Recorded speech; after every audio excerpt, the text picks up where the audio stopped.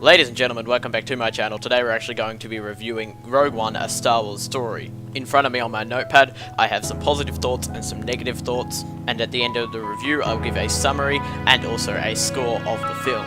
Please don't worry because I will explain why I gave this score, and at the time of making this review I have seen Rogue One 3 times, so I could remove as much bias as I possibly could, because obviously I'm a huge Star Wars fan, and so I felt like it would be unjust and unfair to review the film after the first time of seeing it. But now let's jump into the actual review.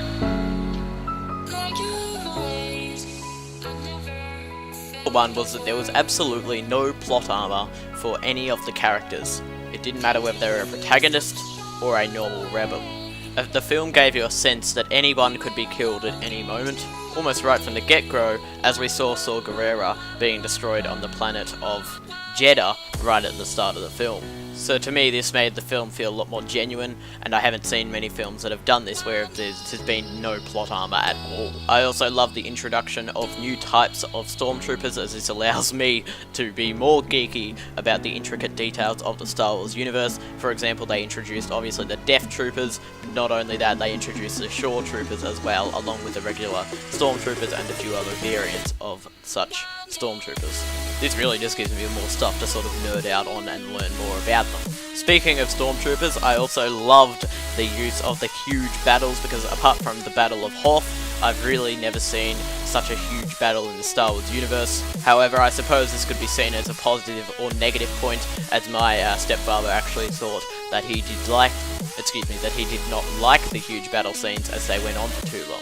So this is a debatable point, but personally I really enjoyed the huge battles, especially with the special effects that were used. Another positive point of the film was that there was a bit of subtle humour. For example, there was subtle humour from Chirrut Imwe, and a lot of humour from K2SO.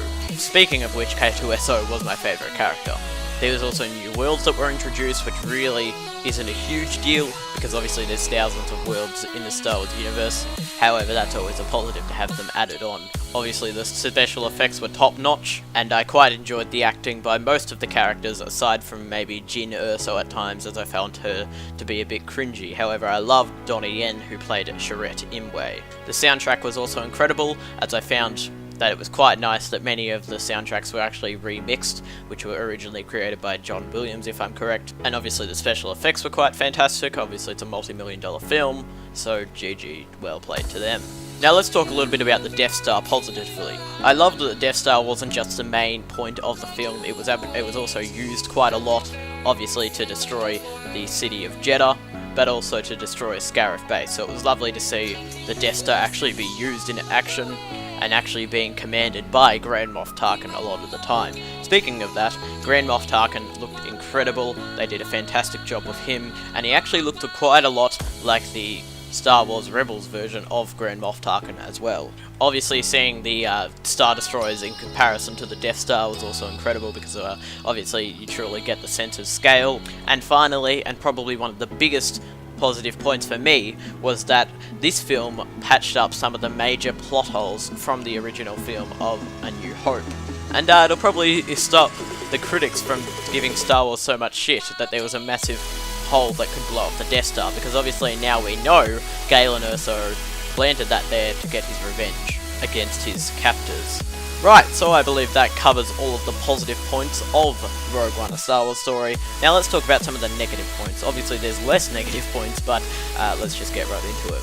Now one of the biggest negative points that I found was that Darth Vader was obviously in the film like a badass at the end. However, he wasn't utilised as much as I would have liked him to be in the beginning and middle points of the film. Obviously it was fantastic to see him in the Bacta tank, and I guess you could say those big battles at the end with Darth Vader chasing down the rebel soldiers could have made up for that, but I felt like he could have been used a little bit more. Let me know what you think in the comment section down below. Another negative point I had was that Jyn's speeches, or battle talks, right before they were about to invade the planet of Scarif were a little bit cringy. Her acting wasn't as impressive as I was hoping it to be. This is debatable, but I just felt like there was sometimes a few too many long silences between her and Cassian Andor, and you never really knew where their relationship was at, whether it was romantic or whether it was just a friendship or whether it was a father-daughter. It was really messed up because I never really knew where they were at, and it confused me in many ways. In why we didn't learn why the pilot actually left and defected from the Empire. Obviously Galen Erso was a huge influence on him, but we didn't really learn how or why Galen Erso was a huge influence on him, and that was one of the major plots of the point, was obviously to capture the Imperial pilot. So I thought that was quite disappointing. Now this last point is quite debatable. Killing Saw was sort of a very influential point of the film, because obviously it sort of set the plot for the rest of the film, in that there was no plot armor, and so you felt like anybody could be killed at any point in time. Maybe I'm just a little bit disappointed that they killed him off so early, because I really wanted to see him in action, considering he was a huge part of the Clone Wars at the end of Season 5, and so I can understand why they killed him off, to sort of set the tone of the film. However, I would have liked to see him in action. As a bonus negative point, I would also like to point out that I absolutely hated Director Krennic's cape. I felt like it didn't suit the militaristic theme of the Empire, and I felt like that wouldn't be adjacent to military code, because it sort of ruins the theme of the Empire being a military and they'll have to adhere to a strict code. I felt like it was unnecessary to give him a cape. They could have given him another accessory to sort of point out that he was one of the main bad guys of the film, and I'm quite upset that they did add that now after seeing the film and seeing that nobody else had a cape or any of that bullshit. I was also having a conversation with one of my viewers the other day about how he believed that Chirrut Imwe was a rip-off version of Yoda, and obviously I respect his opinion. This is debatable, but I actually enjoyed seeing Chirrut in the film because I felt like the banter between him and Barzay sort of minused out the point of him being a bit of a rip-off Yoda, and I felt like Donnie Yen portrayed him quite well. So there we go, guys. You've got the positive and the negative points from my point of view about Rogue One, a Star Wars story. Let's start summarizing.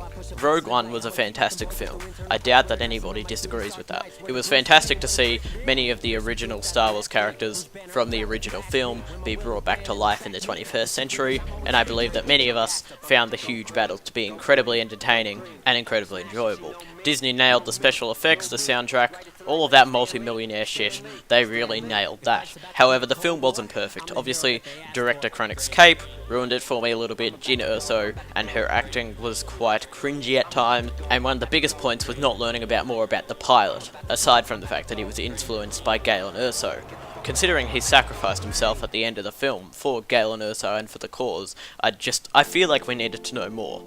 However, many of these negative points are quite minor points. And again, I'm not coming from a one-watch or one viewing session of the film. I truly believe that this film was a fantastic film after seeing it 3 times. And in my opinion, Rogue One was better than The Force Awakens last year. And if I was to create a review on The Force Awakens last year, I would have said that it would have been a fantastic film. However, it took too many points from A New Hope and sort of just reversed them in a weird way. My point being that I felt like The Force Awakens didn't really do much with it, whereas with Rogue One they were quite creative in the ways the rebels received the Death Star plans, and they really did a good job.